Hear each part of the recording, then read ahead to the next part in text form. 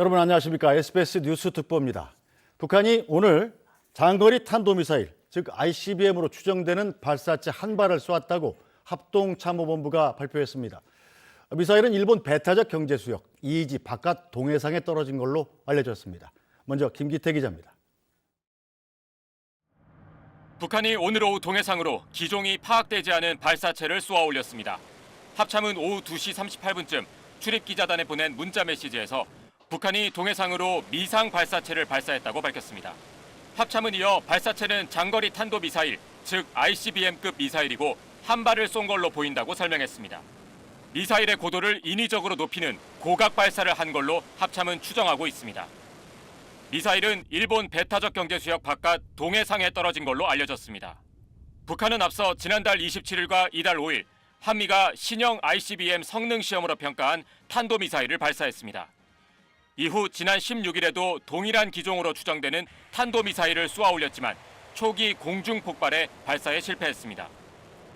조만간 만회 발사에 나설 것이란 관측이 나왔는데 오늘 ICBM 추정 발사체를 쏜 겁니다. 한미는 북한이 최근 발사한 ICBM을 초대형 화성 17형으로 보고 있는데 오늘도 화성 17형을 발사했을 가능성이 높습니다. 합참은 현재까지 사거리와 고도 등을 공개하지 않고 있는데 한미 군 당국이 비행 재원을 분석 중이라고 밝혔습니다. SBS 김기태입니다. 네, 청와대는 곧 국가안전보장회의 NSC 전체 회의를 열 예정입니다. 청와대 취재기자 연결합니다. 문준모 기자 전해주세요. 네, 문재인 대통령은 북한의 미사일 발사 사실을 보고받고 국가안전보장회의 NSC 긴급회의 소집을 즉각 지시한 것으로 알려졌습니다. 이에 따라 청와대는 오늘 오후 국가위기관리센터에서 NSC 긴급회의를 열 예정입니다. 한미 군 당국은 최근 북한이 평양 순안을 비롯해 복수의 장소에서 대륙간 탄도미사일 ICBM 발사를 준비하는 정황을 포착한 걸로 전해졌습니다. 오늘 NSC 긴급회의는 국가안보실장이 주재하는 NSC 상임위와 달리 대통령이 직접 주재합니다. 그만큼 오늘 북한의 탄도미사일 발사를 엄중하게 본다는 의미입니다. NSC에선 발사된 북한 미사일의 정확한 종류와 궤도를 분석하는 한편 발사 의도가 무엇인지 논의할 걸로 보입니다.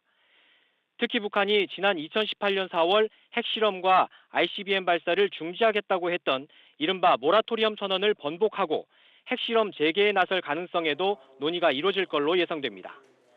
북한의 이번 발사가 군 당국이 대통령 집무실 이전 논란 등으로 어수선한 틈을 타 대비태세를 시험하기 위한 것 아니냐는 관측도 나옵니다. 앞서 청와대는 지난 5일 북한의 준중거리 탄도미사일 발사 직후 서훈 안보실장 주재로 NSC 상임위 긴급회의를 열고 규탄한다고 밝혔습니다. 문 대통령이 북한 미사일 발사로 NSC 회의를 주재한 건 지난 1월 30일 북한의 중거리 탄도미사일 발사 이후 50여일 만입니다. 지금까지 청와대에서 SBS 문준모입니다. 네, 계속해서 주변국들 반응도 알아보겠습니다. 먼저 중국으로 가보죠. 베이징 김지성 특파원. 네, 베이징입니다. 아직 공식 반응은 안 내놨을 것 같은데 맞습니까? 네, 중국 CCTV 등 관영 매체들은 한국합동참모본부 발표를 인용해 북한이 동해상으로 미확인 비행물체를 발사했다고만 짧게 전하고 있습니다. 해당 비행물체가 대륙간 탄도미사일, 즉 ICBM인지 등은 보도하지 않고 구체적인 정보는 아직 분석 중이다. 북한은 현재 반응을 내놓지 않고 있다 정도 수준에서 보도하고 있습니다. 중국 정부의 공식 입장은 잠시 뒤 예정된 외교부 정례 브리핑에서 나올 것으로 예상되는데요. 모든 당사국이 대화를 위해 노력해야 한다는 입장을 내놓지 않을까 전망됩니다. 앞서 중국 외교부는 지난 16일 북한이 미사일을 발사했을 때도 중국의 이 문제에 대한 입장은 일관되고 명확하다면서 각국은 대화와 회담을 추진하는 데 적극적으로 힘써야 하고 정세를 악화시키는 어떤 행위도 찬성하지 않는다고 밝혔습니다. 특히 시진핑 중국 국가주석은 내일 오후쯤 윤석열 대통령 당선인과 첫 통화를 할 예정인데 통화에서 오늘 북한의 미사일 발사에 대한 공조 방안이 집중 논의될 것으로 보입니다. 시진핑 주석은 상대 국가 지도자가 대통령이나 총리로 정식 취임한 이후에 통화를 해온 게 관례였는데 윤 당선인과 조기 통화에 나선 것은 최근 급박한 한반도 정세와도 무관치 않아 보입니다. 내일로 예상되는 시 주석과 윤 당선인의 통화에서 구체적인 방안이 도출될 수 있을지 주목됩니다. 지금까지 베이징에서 전해드렸습니다. 네, 북한의 미사일 발사에 가장 민감하게 반응하는 게 또 일본인데 일본 반응도 알아보죠. 도쿄에 유성재 특파원 나와 있죠? 네, 일본은 도쿄입니다. 어떤 반응 내놓고 있습니까? 네, 일본 방위성은 오후 3시 30분에 북한의 발사체가 오후 3시 35분에 북서부 아오모리현 앞바다 일본의 배타적 경제 수역 내에 낙하할 가능성이 있다고 발표했습니다.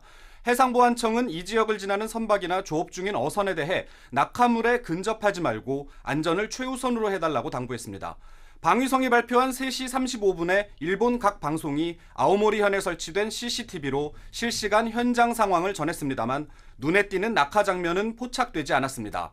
일본 정부는 국가안전보장회의 NSC를 긴급 개최해 대응 논의에 들어갔습니다. 일본 해상보안청은 북한의 미사일이 약 1시간 정도 비행한 것으로 보인다고 밝혔습니다. 방위성은 현재 발사체의 낙하 지점과 고도, 비행거리 등 정확한 정보 수집에 나선 상태입니다. 아직 이번 발사로 일본 측에 구체적인 피해가 있었는지는 알려지지 않고 있습니다. 지난 2017년 8월 북한의 ICBM이 홋카이도 상공을 통과해 세 부분으로 분리된 뒤 태평양 해상에 낙하했을 때 발령됐던 전국 순간 경보 시스템 일명 J-얼러트도 이번에는 발령되지 않았습니다. 일본 정부는 총리관저 산하 위기관리센터에 설치된 관저 대책실에 방위성과 해상보안청 외무성 등 관계자들로 구성된 긴급 대응팀을 구성해 선박 등의 운항에 영향이 있었는지를 확인하고 있습니다. 기시다 총리는 벨기에에서 열리는 주요 7개국 정상회담에 참석하기 위해 어젯밤 현지로 출국한 상태입니다. 일본 주요 방송들은 일본 방위성과 한국 합동참모본부의 발표 내용을 속보로 전하면서 탄도미사일로 추정되는 발사체가 일본 배타적 경제수역 안쪽에 떨어졌다는 정부의 발표에 민감하게 반응하고 있습니다. 지금까지 도쿄에서 전해드렸습니다. 네, 업무 보고가 진행되고 있는 인수위원회는 북한의 장거리 탄도미사일 발사 소식에 지금까지는 공식 반응을 내놓지 않았습니다. 인수위 취재기자 연결하겠습니다. 김영래 기자 전해주세요. 네, 북한의 장거리 탄도미사일 발사 소식에 대해 대통령직 인수위원회는 아직 공식 반응은 내놓지 않고 있습니다. 김은혜 당선인 대변인은 조금 전 저희 취재진과의 통화에서 항상 미사일 발사에 대해 말씀을 드려왔다면서 지금 당장은 입장을 낼 계획이 없다고 밝혔습니다. 좀 더 지켜본 뒤 입장을 내겠다는 이야기인데요.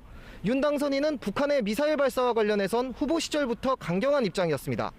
강력한 억지력을 바탕으로 힘을 통한 평화를 달성하겠다며 안보에 대한 강한 의지를 밝혀왔고요. 최근 북한의 방사포 발사에 대해서도 9.19 남북합의 정신 위반으로 규정하고 빈틈없이 안보를 챙길 것을 당부하기도 했습니다. 인수위는 이틀 전 모든 부처 가운데 제일 먼저 국방부 업무 보고를 받았습니다. 이 자리에서 북한의 최근 군사 동향을 점검하고 특히 심화하는 북한의 핵 미사일 위협에 대한 국방 태세를 확인한 걸로 알려졌습니다. 보고에는 국방부 각 실국장뿐만 아니라 합참 전보본부장과 작전본부장도 참석해 북한의 신형 대륙간 탄도미사일 발사 준비 동향 등도 논의됐을 것으로 보입니다. 인수위와 국방부는 북핵 미사일 위협에 강력히 대응할 군의 역량 강화 방안에 대해서도 논의한 만큼 오늘 정확한 발사 상황이 파악되는 대로 공식 입장이 나올 것으로 보입니다.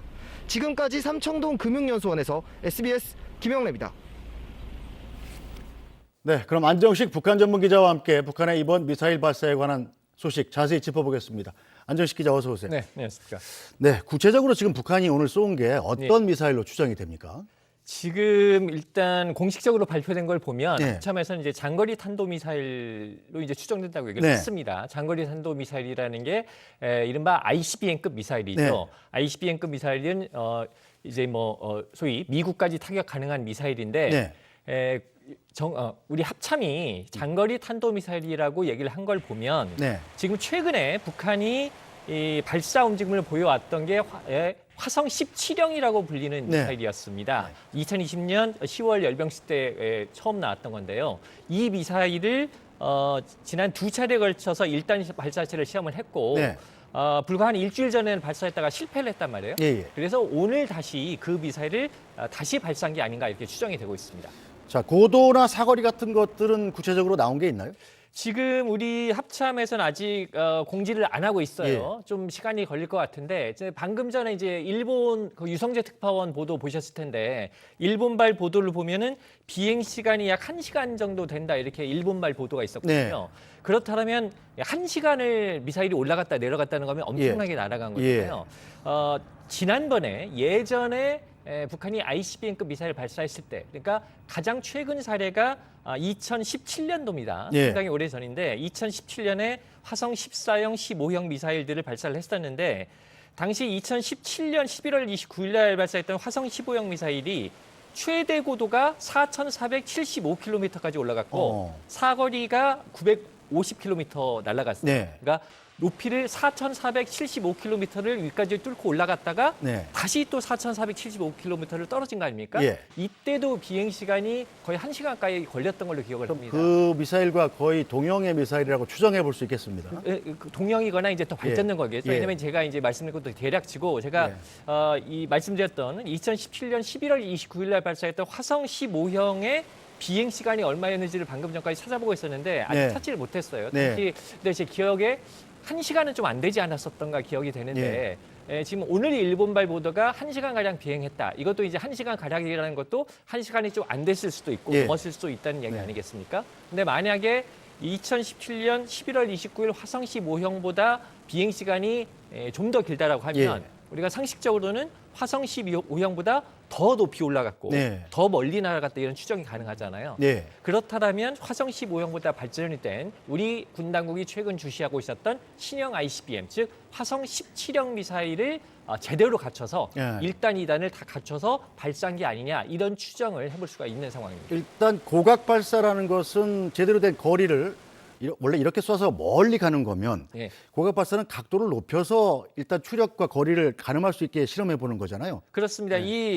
원래 이제 이 ICBM급 미사일을 제대로 쏘면 ICBM급 미사일이 거의 화성 15형만 해도 한 13,000km, 미국 본토를 북한에서 쏘면 미국 동부까지 타격할 수 있다 이렇게 보고 있기 때문에 이거를 실거리로 쏘면 거의 태평양 멀리까지 날아가지 않겠습니까? 그렇다면 이제 엄청난 도발이고 이제 정말 북한 입장에서도 상당히 정치적 부담스러운 거죠. 그러니까 이거를 이제 짧은 방식으로 테스트하기 위해서 높이 쏴서 그러니까 이제 아까 말씀드린 것처럼 화성 15형만 하더라도 최대 고도가 4,475km.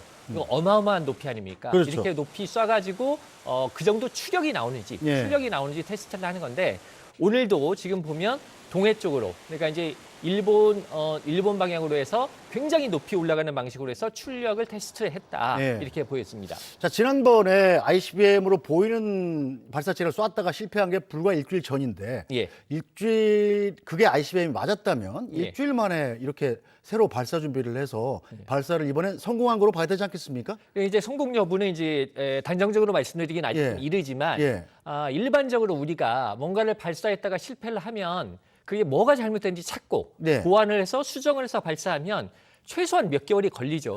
우리도 나로가 잘 안 되면 다시 발사하는데 몇 개월이 걸리지 않습니까?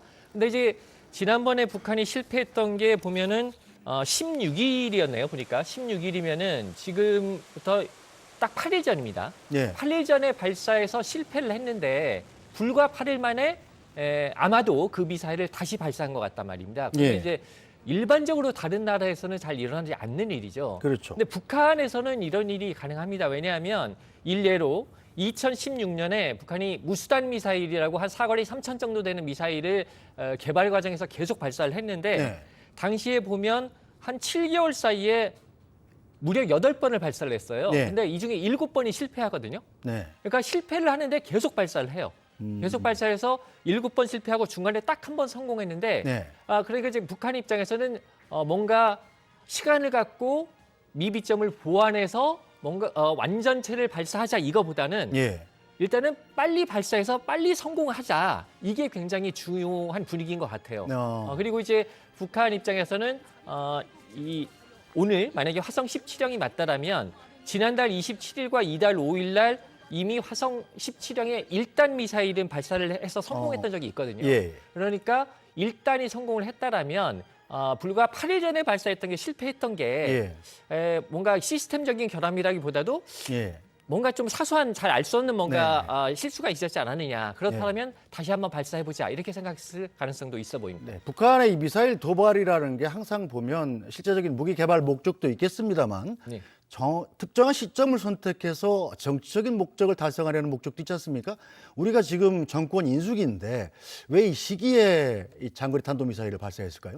그러니까 이제 최근 올해 들어서 이제 북한의 도발, 북한의 이런 미사일 발사를 우리 대선과 연결지어서 보는 시각도 있는데 물론 북한이 남한 대선, 남한의 정권 교체기라는 어떤 정치적인 정세의 변화를 전혀 주시를 안 하고 있지는 않을 겁니다.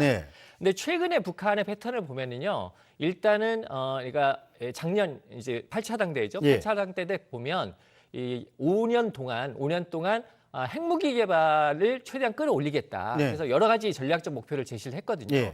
그 중에 보면 뭐 극초음속 미사일이라든가 뭐 여러 가지가 있는데 이 기본적으로 북한은 미국을 상대로 해서 핵무기의 능력을 보다 더 끌어올리겠다라는 연장선상에서 가고 있고요.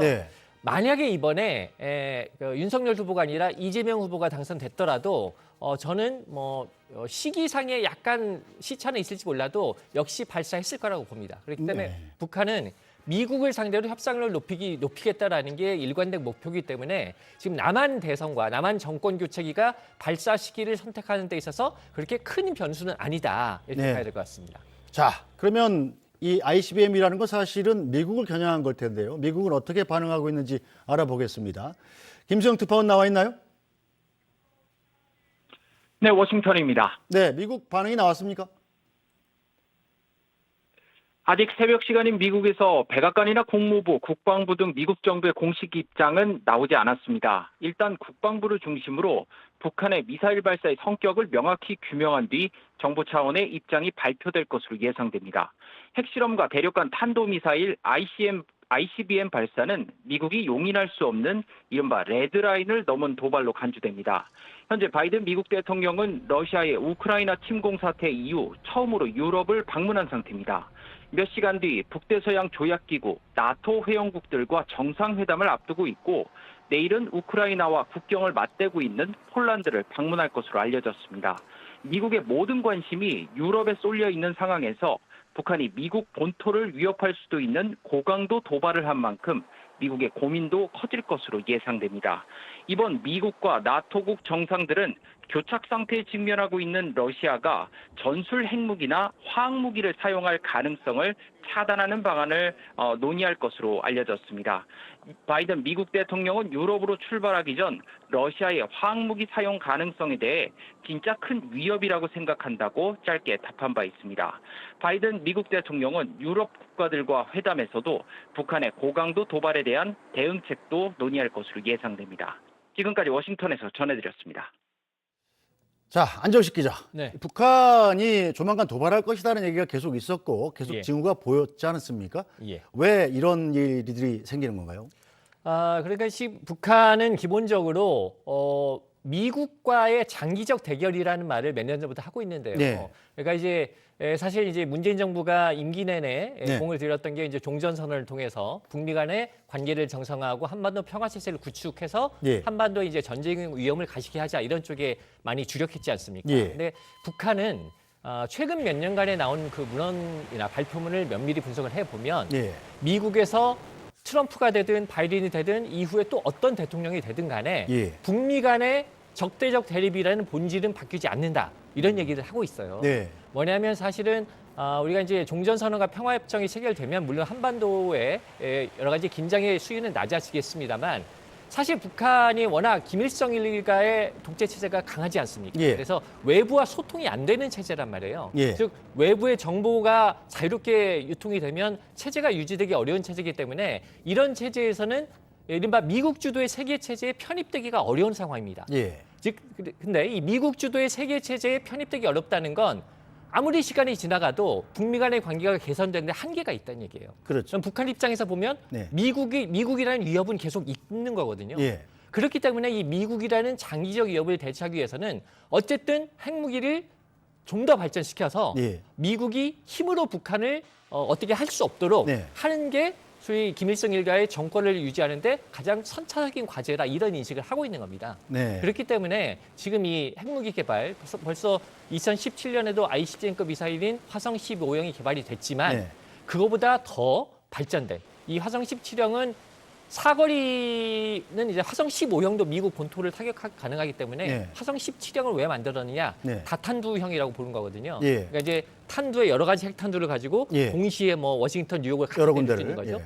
이런 굉장한 핵무기를 만들어서 미국과 동등한 위치에서 어떤 협상을 하겠다. 예. 이런 생각을 갖고 있는 겁니다. 자, 북한이 협상력을 더 올리기 위해서 계속 핵무기 개발을 하는 거라면, 예. 자, 도발이 이번이 끝이 아닐 거라는 생각이 드는데 어떻습니까? 네, 그렇습니다. 당장 바뀌어 있는 일정을 보더라도 지금 오늘이 이제 3월 24일이죠. 네. 다음 달이 4월이지 않습니까? 네. 4월에 북한의 중요한 기념일들이 굉장히 많아요. 네. 올해가 2022년이지 않습니까? 김일성이 1912년생인데, 그러니까 이제 올해 다음 달 4월 15일 김일성 생일 110주년이거든요. 예. 근데 이제 북한은 소위 5년 단위, 10년 단위의 이른바 꺾어지는 해를 크게 기념하는 속성을 갖고 있기 때문에 김일성 생일 110주년이면은 엄청나게 중요한 행사입니다. 예. 그래서 이때 뭔가를 해야 되고, 그래서 지금 간헐적으로도 보도가 나옵니다만 대규모 열병식 준비를 하고 있다는 거 아니겠습니까? 예. 그러니까 그 열병식에서도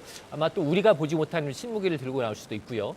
그리고 그거 말고도 다음 달에 이제 김정은 지금 총비서가 김정일이 죽고 예. 권력을 이양받은 이후에 뭐 노동당 제1비서, 국방위 제1위원장 이런 직위를 가진 때가 있었는데 예. 그 직위를 부여받은 지 10년이 되는 해입니다. 또 10년 이것도 꺾어지는 해잖아요. 예.